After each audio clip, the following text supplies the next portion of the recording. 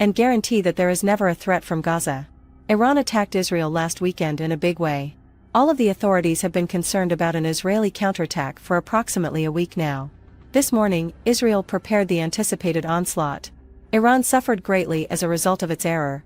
Let's examine what transpired.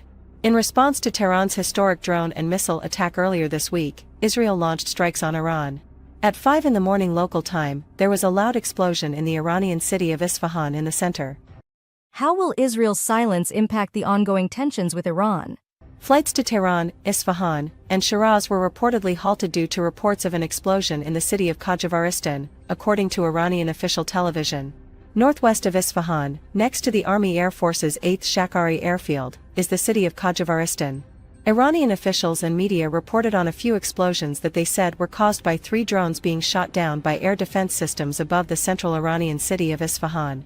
There was no need for reprisal because Iranian officials described it as an attack by infiltrators rather than Israel.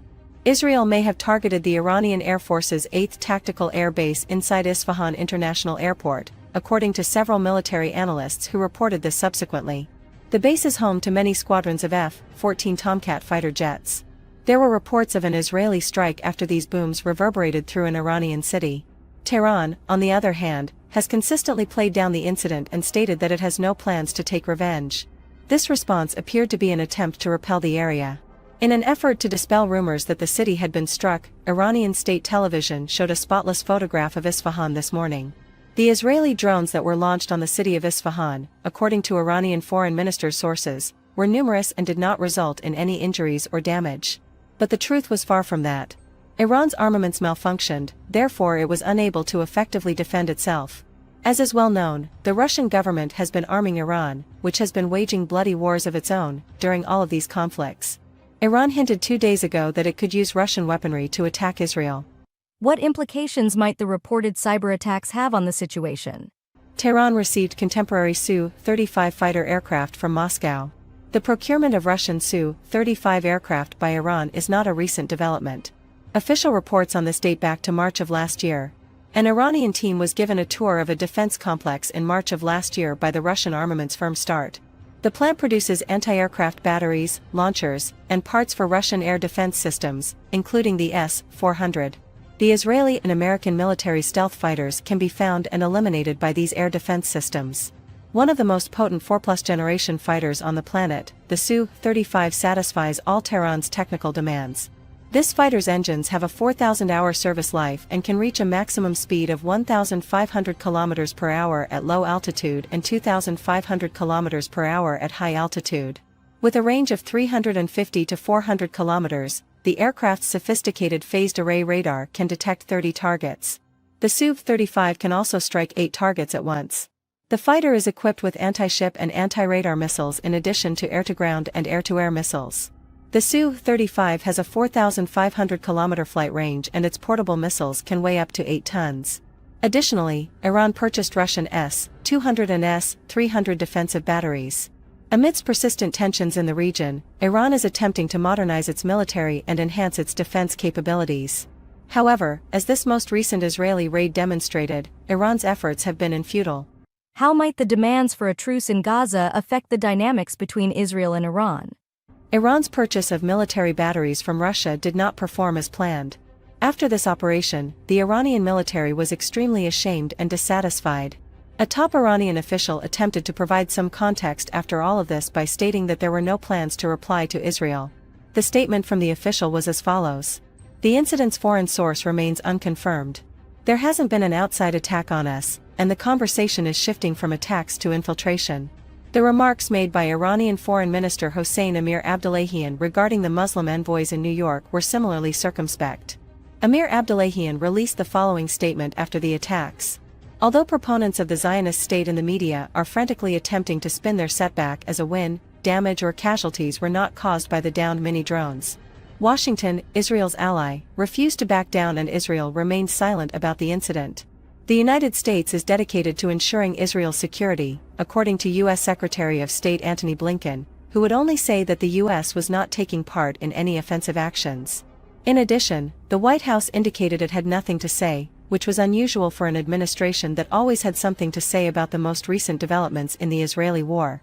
Yesterday, U.S. Defense Secretary Lloyd Austin had a conversation with his Israeli colleague. Iran was not mentioned by name in the Pentagon statement, but it did note that efforts to uphold regional stability were one of the topics they covered. 6 months of killing in Gaza have resulted in increased violence in the Middle East between Israel and Iran's proxy troops. Will Iran's warning of a difficult clash deter further Israeli actions? This has sparked worries that the long-running adversaries' covert conflict may turn into an open conflict. Israel declared it would respond to Iran's initial direct strike on the country. The Israeli bombing on April 1 destroyed a building at the Iranian embassy in Damascus and killed numerous Iranian personnel, including a high general. Tehran responded to the attack by carrying out the strikes. According to former Israeli ambassador to Washington Itamar Rabinovich, Israel attempted to strike a balance between the need to react and the wish to avoid becoming caught up in a never-ending cycle of escalation and counterreaction.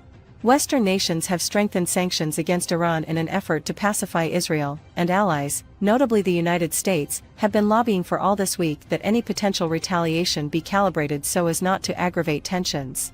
Israel did not provide any information yesterday regarding the possibility of additional action. Apart from overt assaults on Iranian soil, there exist alternative methods of attack such as cyber attacks and attacks on Iranian proxies abroad. Itamar Ben-Gvir, the far-right Minister of National Security in Israel, responded with a single word, weak, indicating pressure inside the government for a more forceful response. Following their meeting in Italy, the foreign ministers of the 7 developed democracies urged all sides to take action to stop the situation from getting worse. In addition, they demanded that Israel stop attacking Rafah, the last safe haven for over 1 million Gazans, and that there be a truce in the Gaza Strip and the release of Hamas detainees detained there. What significance does Iran's readiness to use a new weapon hold for regional stability? Restrictions in the region were also demanded by Beijing, Moscow, and the Arab nations. Oil prices first increased in the financial markets before declining. Market experts cited the conviction that tensions in the region could have been prevented from escalating. Iran has restored its airports and airspace, which were shut down during the early strikes. However, there will likely still be travel problems in the area, with some international flights being suspended and others being rerouted.